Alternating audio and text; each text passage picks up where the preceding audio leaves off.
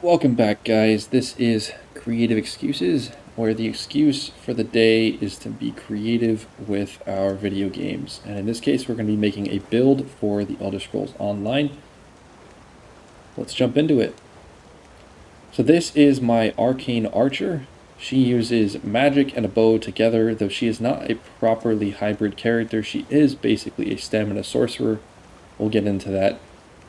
The main idea behind this theme is to use magic to buff our attacks, but not to be the source of damage itself. There's a couple of different ways we can do this, and I'm going to go over some of those options later on when we get into the abilities.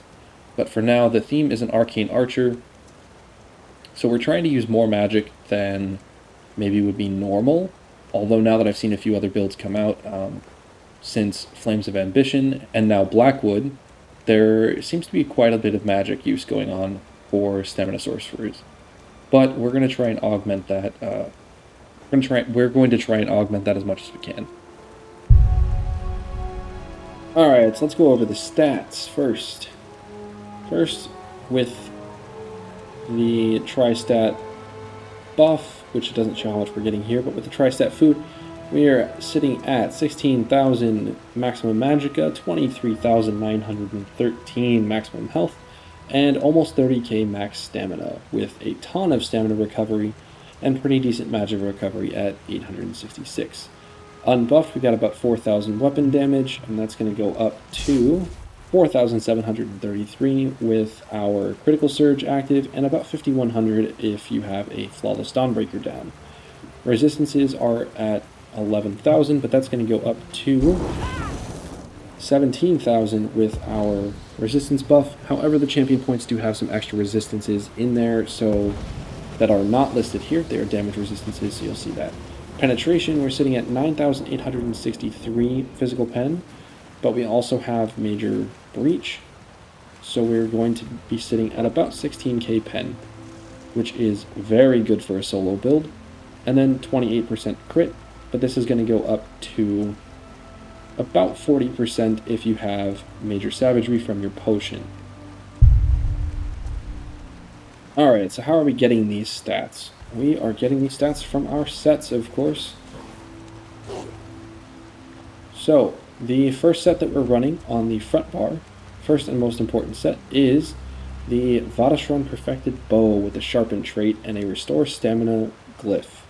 The Restore Stamina glyph used to be not a great option, but for solo play it has become better with the Flames of Ambition patch, because you can get minor breach off of the physical damage from the Sundered status effect, which is going to increase our damage, and of course it helps with sustain, bringing in that 354 stamina every 10 seconds. Now the reason we're using this is obviously because we're using Lethal Arrow as our spammable. That's going to make our spammable deal, as you'll see later in the video in single target, about 50% of our overall damage, which is quite high. Alright, the second most important set we're running is Ring of the Pale Order, and this is because our crit chance is only about 28% without our crit buff, which I do not use because I don't want to spend the money on it. So this extra healing that kicks in when crit surge isn't activating is very strong.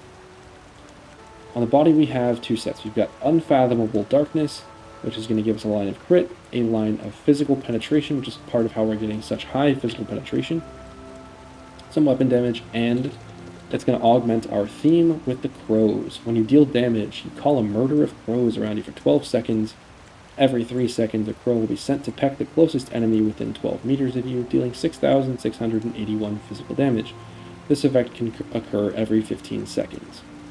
I felt that this really fit the Arcane Archer feel because you have a bunch of crows flying around you, and crows and witches go hand in hand, so I thought it was pretty fun. This will be changing to the Undaunted Infiltrator set in the Blackwood chapter that comes out in about a week and a half.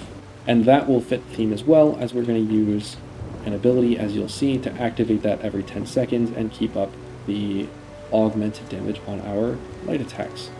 The other set that we're running, we are not running any monster sets, we are instead running a 4-piece Shackle Breaker.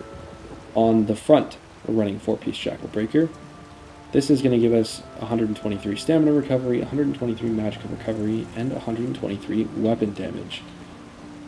This is a nice hybrid set. The recoveries are nice, especially that magic recovery, since we are using magicka skills quite a bit in order to sustain our stamina and in order to heal ourselves, which is very nice. The weapon damage, of course, is great. Now, on the back bar, we are actually using a shackle breaker bow. This is partially because I had it left over and partially because I wanted to increase those max stats on the back, giving us another 1900 max stamina and a 1900 max magicka. It's a good sustain set, and it works. You'll notice that the enchantment on this one is a flame enchantment. This is mostly for fun, to give a little bit more of that magical feel, and the burning status effect whenever we're on the back bar is nice. We're also running sharpened, not infused, because we're not using the back bar to trigger a weapon damage enchantment. You can, however, I don't find that it is necessary, as I can hit pretty decent numbers without it, and we're not using volley on the back bar anyway. However, feel free to replace this with pretty much any golded out bow. You just want to make sure it's gold, as the back bar is not a second bar just for casting buffs. It is used for your area of effect damage. Now, as far as traits, we want divines on everything, even though I don't have divines on everything just yet. And then on the jewelry, we want infused with weapon damage, and then 2 bloodthirsty, all enchanted with weapon damage. This is going to give a nice healthy balance of weapon damage and execute power. Now, as we'll get into later, on the back bar, you can also run a staff. In this case, a Maelstrom staff. Imagine that's what this is. I don't actually have a Maelstrom lightning staff just yet, but I'm working on it. Once I get one, I will try it out in this set. But you can run a Maelstrom lightning staff and skip crit surge if you're using the right potions, and get that awesome extra light attack damage plus the off balance debuff from a Maelstrom lightning staff. Alright, so let's get into the abilities then. If you haven't seen my video on the simple bar builds, I recommend you go check it out so you'll understand what we're going for. But essentially we're going to have 2 ability bars that have separate purposes. This front bar, or the primary bar in this case, is for primarily single target damage. This is the bar that you want to use when you're going to burn down a boss, when you're going to burn down a big heavy ad, or something else that can really hurt you. This is your primary bar, but the secondary bar is just as important. So first we're going to go over the primary, and then we'll go over the secondary bar. To summarize the simple bar video, the 2 bars augment each other, but they don't augment each other and make one cohesive rotation. Instead, there's usually 1 buff on each bar, and each bar serves a specific function. So this first bar, again, is single target damage with a few damage over times and some sustain, while the second bar is going to be damage for area of effect and utility. Alright, so the first ability here is going to be our main spammable. This is Lethal Arrow.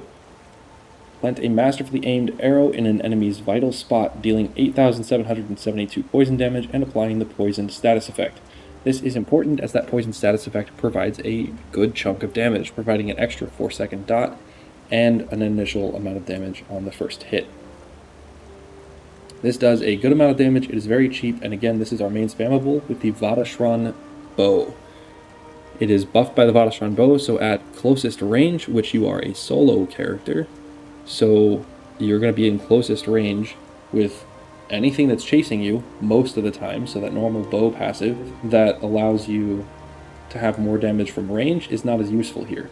So instead we're going to pump this damage up with that, and that 33% is going to bump that tooltip up quite a bit. Alright, our next ability here is the Unstable Clan Fear. This is our main burst heal, though you don't actually have to use it as a burst heal. This can be replaced by other options, which I leave that up to you. I like this here because it simplifies the rotation. It gives us an instant cast burst heal, and it gives us a very big heal when we do, as well as providing passive damage and some other stuff. So this is a very good option. When you summon this, it takes 1.5 seconds, and then you have your little Clan Fear pet, which is quite nice. He runs around and hits stuff, and he occasionally taunts things in the overworld. However, in dungeons, he does not taunt things. Like bosses, he only taunts ads. which is important to know as you are going to be the one taking the hits. Alright, our next ability here is Hurricane. Manifest yourself as pure air, buffeting nearby enemies with wind, dealing 807 physical damage every 1 second for 15 seconds. The winds grow in damage and size, increasing up to 150% more damage and up to 9 meters in size. So this ability you want to leave up as much as possible. Recasting it early is not great because that last hit is going to deal the most damage. But it also provides you with minor expedition and major resolve. So it is important to keep up at all times. That movement speed helps you mitigate damage as you can kite enemies around. But the major resolve also allows you to take a bigger hit. It gives you good damage mitigation. Next we have our sustain tool. This is Dark Deal. This is also a good burst heal, and if you find that this is enough of a burst heal for you, and you don't need the Clan Fear, you can replace the Clan Fear with something else. If you wanted, you could replace it with another dot from the bow line, like Arrow Barrage. You could replace it with Arrow Spray if you want to complicate your rotation but add some extra damage. You could also replace it with Bound Armaments.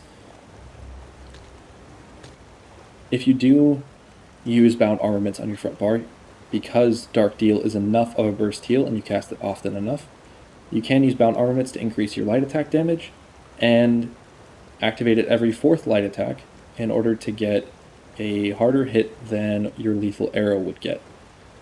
Dark Deal is important for us because it is a magic ability that's going to activate Undaunted Infiltrator, but it is also an incredible sustain tool, costing only 2200 magicka and restoring 3600 stamina instantly, as well as an additional 2400 stamina over 20 seconds. Casting this every 10 seconds is sustainable with Undaunted Infiltrator. It is highly beneficial, adding quite a lot of sustain and being a good burst heal with that 8090 health. Our final ability here is Razor Caltrops. This is getting a buff in the Blackwood chapter, so that this tooltip will read quite a bit higher than this. And this is our Major Breach, reducing physical and spell resistance by 5948 for 4 seconds, which, because it is a 10-second dot and it applies on every tick of dot, it is actually about a 14-second debuff on the enemy. Keep this up at all times. It is super important. Our last buff here, our last ability here is Flawless Dawnbreaker. Arm yourself with Meridia's Sacred Sword and dispense her retribution, dealing 9,791 physical damage to enemies in front of you and an additional 12,864 physical damage over 6 seconds. Importantly, activating this increases your weapon damage by 300 for 20 seconds. This is super important. This is an area of effect ultimate. It has a 0.4 second cast time, which is not bad at all, and it deals a good chunk of damage while buffing your damage for another 20 seconds. It is also extraordinarily cheap and so very effective for your melee distance archer. Now, as far as the theme goes, we've got a magic ability, an ability that may cost stamina, but it makes you look like a storm, so it's kind of arcane. And then you are using magic to sustain your stamina. You are using both resources quite heavily on this front bar. And then you have the Flawless Dawnbreaker, which is a Daging artifact. It feels kind of arcane to me. It's not as good as a staff, but it's close. Okay, so this is our single target bar. We're going to swap over to the back bar and look at the area of effect bar. So we've got Silver Shards. This is going to be our area of effect spammable. This deals 7,200 damage to the primary target, and secondary targets take 22% less. This is a great spammable, and it buffs our weapon damage on the front bar. Second, we've got the Unstable Clan Fear again, because you have to double bar Sorcerer pets. Next, we have our primary buff for the back bar. This is Crit Surge. Generally, unless you need to do area of effect damage specifically, and area of effect direct damage, we don't need to swap to the back bar except for every 33 seconds to cast Critical Surge. This ability is super important because it keeps up our Major Brutality and Major Sorcery, increasing our weapon and spell damage by 20% for 33 seconds. While active, dealing critical damage also heals us for 3,300 health, and this can happen every 1 second. This is very important to keep our health topped up. You can swap this out for the other morph that will heal yourself and allies for 3,300 health every 3 seconds, if you find that you want the clan fear to be alive longer. However, your magicka is generally high enough that you can just re-summon the clan fear if he dies, and he'll come back with full health, and it's no big deal. Next, we have a utility ability. This build is set up specifically right now for Vateshran Hollows, and Streak is very nice in Vateshran Hollows because you can streak through the DPS check in the last boss. Before that, you don't really need this, but you don't really need this slot anyway on the back bar unless you want to slot something like Razor Caltrops. I would actually do this, put it in the same slot. But because I like skipping the DPS check, I keep Streak on my bar. Cool. This last ability is Venom Arrow, not the Execute, not Lethal Injection, but Venom Arrow because it has the ranged interrupt, which is very nice, again, for Vateshran Hollows, for dealing with Flame Shapers. I tend to have an issue with Flame Shapers channeling and killing me quite often, so I keep Venom Arrow on the bar so that I can hit them with it. Sometimes, if I switch to the back bar and I'm, dealing with area of effect damage, adds, all that sort of stuff, and buffing with Crit Surge, I will throw it out and hit the boss with it for fun, but I don't make it a primary part of the rotation, as I'm not trying to make a 2-bar rotation out of this, other than Crit Surge. And last we have Flawless Dawnbreaker, double barred, because it's going to increase our damage on this bar as well. Okay, so this back bar is interesting because it has options, right? We've got Streak and Venom Arrow, and this is not required for all content. Just content where you struggle and you need a good interrupt, or where you want to skip a DPS check, specifically in Vateshran Hollows. Otherwise, these two abilities are not super useful for PvE. So, we've got a couple of options. If you are not doing better in Vateshran Hollows and you don't need those abilities, I would actually just back bar Hurricane and Razor Caltrops. Like this. Now, why would I do this? Because it simplifies the build, and this is a simple bar build. Hurricane and Razor Caltrops do plenty of damage, and having them on the back bar means they are very easy to keep up. You have a buff in Crit Surge on number 4. It's easy, you only have to cast it every once in a while, and then you have your area of effect spammable instead of your single target spammable. This is very easy to do. You swap to this bar when you want to deal area of effect damage, and you swap back when you're back to just the boss. It's super simple, the rotation is very easy, and it keeps it easier to keep up Hurricane and Razor Caltrops on the back bar. In Veteran Vateshran Hollows, I don't run this because I can't interrupt to save my life. So I run what I showed you before. However, this is obviously not the most arcane archer you could have, so I'm going to show you another option. We are actually going to get rid of Critical Surge, get rid of Venom Arrow, and instead we're going to slot Unstable Wall of Elements with a back-barred staff, and in this case, Crushing Shock. Okay, now this ability setup that I have here with Unstable Wall of Storms and Crushing Shock is important. This allows you to do a more arcane archer by activating this every 10 seconds on the back bar, which, yes, as a simple bar build, that's not optimal because you're going to be swapping every 10 seconds. However, every 10 seconds to swap 3 swap is not super bad. You just swap, cast, swap. Swap, cast, swap. Nothing else, okay? So your buff is still up quite often, and you should be able to sustain it. And you're going to use a Maelstrom Maelstrom staff on the back bar. Why a Maelstrom staff on the back bar? Because it will buff your light and heavy attack damage on the front bar significantly again. And the rest of the back bar stays the same for Vateshran Hollows. You're going to use Silver Shards as your area of effect spammable, and then you'll have Crushing Shock instead of Venom Arrow as your area of effect interrupt. The only difference is you don't have Critical Surge on the back bar.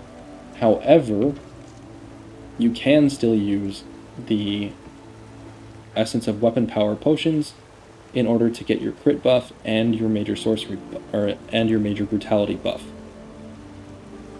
This would result in more damage than what I am showing here with crit surge on the back and a double barring bows. However, it is more swapping. It is a harder rotation, though not much harder. I personally prefer double barring the bows, but if you want to use the Maelstrom staff on the back bar and have a little more fun with the theme, that is perfectly fine. The other advantage to running the Destro staff on the back bar is you can swap in Thunderous Rage, which is a very fun ability to use. It fits the Sorcerer theme, you get the buff there, and it fits the Arcane Archer theme. It's just all around fun to play this way. However, I prefer the bow setup. Alright, let's get into passives. So, under your class passives, we want most of the dark magic passives. Unholy Knowledge reduces the cost of all of your abilities. This is very good. Blood Magic. When you hit an enemy with a directly applied dark magic ability, you heal for 20 to 14.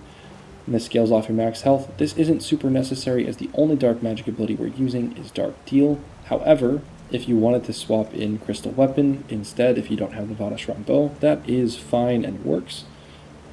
And you'll get that heal every time, which makes it pretty valuable. It can be useful in situations where you need that extra heal in order to survive because Crit Surge and Ring of the Pale Order are not providing enough healing, such as Veteran Wayrest 1, where that boss at the end hits very, very hard. This is a viable option. You also don't slow down from the cast time when using Crystal Weapon, whereas you do with Snipe, so that's super beneficial. But basically we want all of these passives. Persistence, I don't have this because I don't want to waste the skill points, but after blocking an attack, your next health, magic, or stamina ability costs 10% less on the second version. It's a good buff. Get it if you want it.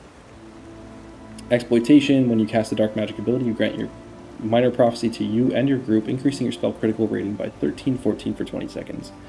This is actually good to have, especially if you're using the staff on the back bar, but it is just as important on the front bar as if you are using the Undaunted Infiltrator setup. You will be increasing your spell crit, giving this a chance to critically heal, which is always beneficial. The stats aren't wasted, though they're not always amazing.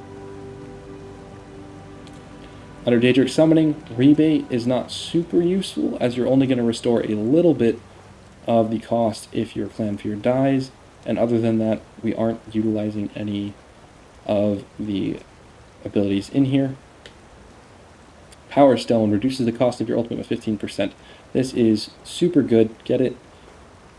Daedric Protection increases your health and stamina recovered by 20% while you have a Daedric Summoning ability slotted. This is amazing as we're going to have the Clanfear slotted on both bars. And an Expert Summoner increases your health by 8% while you have a Daedric Summoning pet active. This is very helpful in solo play as health helps you take more damage. Lastly, we've got Storm Calling. Capacitor increases your magic recovery by 10%. This is going to help you sustain that Dark Deal every 10 seconds. And your Crit Surge on the back bar. Or your Maelstrom Arena Unstable Wall of Storms on the back bar. Energized increases your physical and shock damage by 5%. This is very good as we're dealing physical damage with Hurricane and with Caltrops and with Flawless Dawnbreaker. The 5% is not enough to outweigh the poison status effect for Lethal Arrow, so it's not affecting this, but it will also affect our Silver Shards and the shock damage of Unstable Wall of Storms and the Destro ult if you choose to use that. Amplitude increases your damage against enemies by 1% for every 10% current health they have. This is very good for the front end of a fight, as our jewelry has Bloodthirsty on it, so we're going to deal more damage from this passive up front, and then Bloodthirsty will take over and we'll continue with the higher damage towards the end of the fight. And then this last one, Expert Mage, this is one of the most important ones, increases your weapon and spell damage by 2% for each Sorcerer ability slotted. So we have 6% on the front bar from the Clanfear, Hurricane, and Dark Deal. Alright, next we got the bow passives. You're going to want all of these. Increase your damage at range. This is somewhat important in group play, but you still want to be in melee range for that. Vadashran Hollow's bow. Accuracy, increase your crit chance by 13-14. This is important. Get it. Reduces the cost of bow abilities by 15%. Perfect. Get it. Dealing damage with a light or heavy attack increases the damage of your bow abilities by 5% for 5 seconds, stacking up to 5 times. So this, if you light attack in between each ability, which you should be doing, is going to give you a 25% damage bonus on your lethal arrow, making this tooltip, without buffs, except for this one, 10,965. That is pretty great.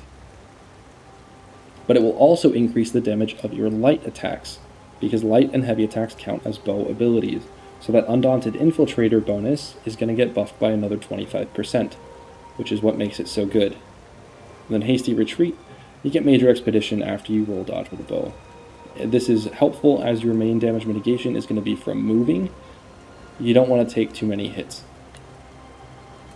If you are using the Destruction Staff, you're going to want to get these passives as well.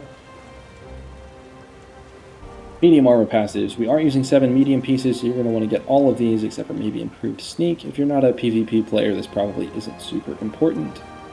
This is going to add crit rating. This is going to add stamina recovery and reduce stamina cost, super important. Agility is going to increase your weapon damage by another 2%, so we're really buffing our weapon damage a lot, 2% for each piece worn. And then Athletics is going to increase your movement speed and reduce the cost of roll dodge. This is very important as well because roll dodge is going to be another main damage mitigation tool, and the movement speed is super helpful for getting around the overworld and everything.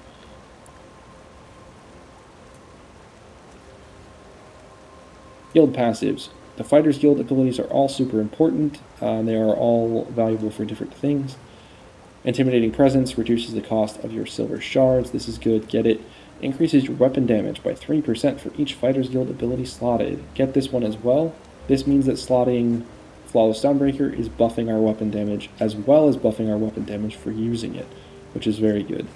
Banish the Wicked. Generate 3 ultimate whenever you kill an enemy. This is very good, especially with the low cost of Flawless Dawnbreaker.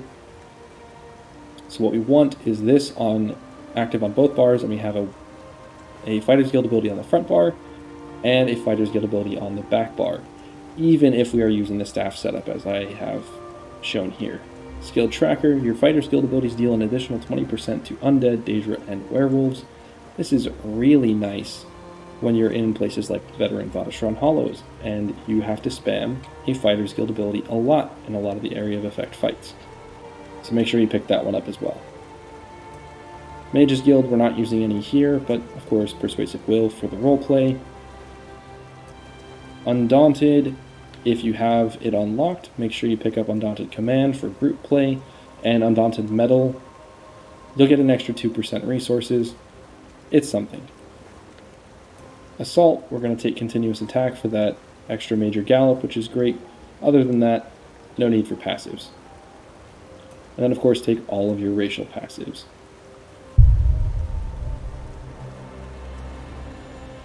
Alright, now that we've come to the racial passives, this is a good time to talk about what race should you choose. In this case, I wanted a bit of the role-playing flavor and went with a Wood Elf because it is an archer. However, other good options would be a Khajiit, Redguard, Dark Elf, and Orc. They all do slightly different things. In this case, I prefer the Wood Elf for the sustain and the extra damage from the penetration passive. So Hunter's Eye here is going to give you 5% movement speed and 950 spell and physical penetration, which is great, especially since physical characters are losing some penetration from the champion points and struggle to hit that penetration cap anyway. Then you also get 258 stamina recovery and an extra 2000 stamina, which is fantastic. For the food buff, when you're doing hard content, I'm going to go with Bewitched Sugar Skulls for the extra health, stamina, and magicka, as we're using all 3 resource pools, and the health recovery to help keep us alive a little bit longer. However, Crown Fortifying Meals with just the extra health, magicka, and stamina also work just fine. I just use Bewitched Sugar Skulls for sweatier content. What we want to use for potions is going to be just your basic Essence of Stamina potions for most things. You can also use Tri-Stat potions if you have access to them. These will be very helpful for keeping your Magic Sustain up, and I would recommend these in more defensive situations where you need that extra heal, the extra health recovery, and especially the extra magical recovery, which will help you cast your other heals more often. However, if you are looking for more damage, I don't have these potions, but you can use Essence of Weapon Crit or Essence of Weapon Power in order to make sure you have your crit buff, which I do not have access to without those potions because of the way the bars are set up. We're also using the Lover MUNDUS in order to give us that extra 3,800 spell and physical penetration in order to help us reach that pen cap. You can go the Thief MUNDUS if you want more healing from Crit Surge. However, I prefer to build penetration and deal more damage that way. Alright, let's get into champion points. Now, if you've noticed already, I only have about 660 champion points, so I am nowhere near max level. However, the setup that I have going I think works pretty well. So let's get into the green tree. First, we're going to go ahead and take 10 points into Gilded Fingers, and then 10 points into Fortune's Favor. I like 75 points into Wanderer. You don't have to, it's no worry. We just want to get up to this Treasure Hunter passive so that we can get more chests available. And then, of course, Steed's Blessing so that we get that extra 20% movement speed outside of combat. Super helpful, not necessary. This tree is mostly for fun, pick what you want. This is the tree that really matters for build videos, so here's what we're going to do. So here we go. So first, you're going to come in here to Precision, and you're going to pump up your critical rating. This is going to be 20 points in the Blackwood chapter. So you put 20 points here, and you'll go into the arm, and we're going to put 10 points into Piercing, because we have a lot of penetration from our Mundus Stone, Caltrops, and Sharpened Weapon. And then we want to go up here and put 50 points into Deadly Aim so that we get that 10% increased damage on both our Lethal Arrow and our Silver Shards, as even though Silver Shards hits more than one target, it does count as a single target ability. So both are going to get buffed by 10%. Now, here's where you get some options. You can put points into Thaumaturge, as we are using 2 damage over time abilities that do a healthy amount of damage. However, I do not much like these choices. I prefer to go a defensive route because I struggle, again, with damage mitigation. So I'm going to put 10 points into Stamina, into Tireless Discipline here, and then I'm going to go into Staving Death, and I'm going to max out Preparation. So put 10 points into Quick Recovery, and then I put 40 points into Preparation. Luckily, this is going to go down to 20 points in the Blackwood chapter. So go ahead and put 20 points in there to max that out. And then I like this one. Now you're not going to see almost any other builders put this out there. However, Duelist's rebuff is amazing. It reduces damage taken by single target attacks by 2% per stage. So when you slot this, you're getting 10% damage reduction on top of the 8%, or in Blackwood chapter this will be 10%. You're getting another 10% damage reduction on top of this. This makes enemies hit so much less. So much less. This takes a 10k hit down to a 9k, you add on the 10% damage reduction, and you are just very, very survivable. You're very tanky. This is not necessary if you're a really good player. However, the defensive approach suits me more. This one passive makes it a lot easier to make it through Veteran Vateshran Hollows, as you take quite a lot of damage in there and you have to have a way of dealing with it. So this is what I slot my slottables right now with my 660 champion points, which I feel is a fairly reasonable number. I have Duelist Rebuff, Deadly Aim, and Untamed Aggression. This is just 10 points because I had 10 points left over. Alright, let's get into the red tree. So in the red tree, I started here with Tumbling because roll dodging is again a major source of damage mitigation, and then I go up to Mystic Tenacity, Hero's Vigor, and then I put 50 points into Bloody Renewal because Stamina Sustain is super important, so getting that 300 per stage per kill is excellent. So 1500 stamina per kill in solo play Means it's very hard to run out of stamina when you're on that back bar firing off your AoE spammable. Other than that, we're going to put 50 points into Boundless Vitality, 50 into Ironclad, and 50 into Rejuvenation. Pick the order that you like the most here. If you want more recoveries, Rejuvenation is fantastic. I'd probably recommend this one and Bloody Renewal first. After that, take your pick. Ironclad and Boundless Vitality are both quite good. If you do have an interest in seeing other ways to distribute your champion points, I will put a link in the description to a helpful guide written by another content creator. Alright, so let's get into the rotation. I'm going to show you what it is, and then I will show you a parse on a single target non-trial dummy so that you can see what the damage per second can be like in a single target fight with only the buffs and debuffs that you bring to the table. Alright, so first things first, you're going to want to make sure your clan fear is down. I've already summoned him, so I just did the heal. And we're going to do a crit surge, and then we're just going to get into melee range. Light attack, Caltrops, light attack, Hurricane, and then you're just going to spam until something falls off. So we're going to Caltrops, do 2 more spammables, Hurricane, light attack, spam, light attack, Caltrops, and then we're just going to reapply our critical surge early. Take our potion.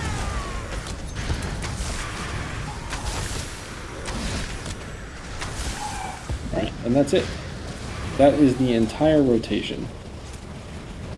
Alright, I just finished the parse, and as you can see, lethal arrows hitting for about 10,000 damage a second.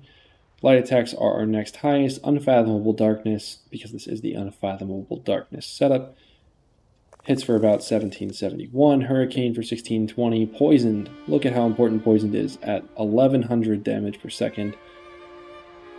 Added on top of Lethal Arrow, we're doing about 11k. Almost half of our damage is coming from Lethal Arrow. And we got Razor Caltrops coming in right after that, and then the Unstable Clan Fear. Overall, our damage was about 21,500. If my rotation was a little bit more on point and I was using a crit buff, this could probably go up to about 25k, I expect, which is plenty of damage to be able to do better in Vatashran Hollows. Interestingly, our physical penetration is about 1600, but we max out at 1875, as we occasionally will be getting a minor breach from the Caltrops and the Hurricane. So this, even without the crit buff, is plenty to do better in Vatashran Hollows. You have about double the amount of damage you need to kill the ring, the void tether. So it's pretty effective. Alright everybody, thank you so much for watching and checking out the build. I hope you can play it and enjoy it. This simple bar Stamina Sorcerer, the Arcane Archer. If you have any questions about the build, feel free to leave them in the comments, and I will answer every single comment you guys leave. If you did like this, make sure you like, comment, and subscribe. Share it with your friends. Share the build. I know it is unconventional. I know it's not a crit build like everybody else is building. I know it's not meta. I like playing that way. I like making builds that way, so I hope you guys like watching them and trying them out. Again, feel free to ask any questions you have. Tell me what you like about it. Tell me what you dislike. Tell me how I can improve. I know I gotta get more comfortable in front of this microphone. But alright, thank you everybody, and have a great day.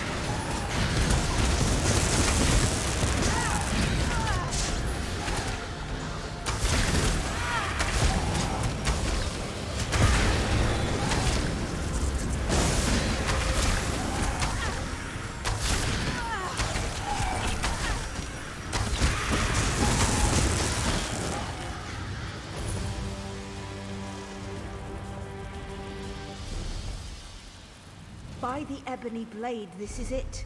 We found the shrine.